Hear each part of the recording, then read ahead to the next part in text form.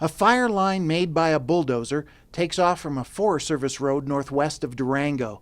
It ends in a large area cleared of all grass, brush, and trees.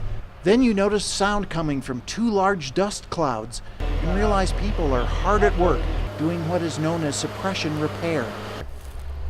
We're trying to remove their negative effects before they manifest themselves by using heavy equipment, by using manpower, essentially undoing what we did so we're not causing any future harm.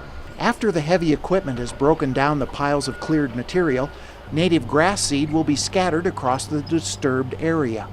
We're trying to stop the process of erosion, and that's the biggest problem that you come across with suppression activities is, we have to get down to bare mineral soil to stop the fire, and unfortunately, bare mineral soil is where erosion all starts. Along with removing equipment from the fire lines, suppression repair is another indication that the NEMO team is taking steps to turn management of the fire back to the San Juan National Forest.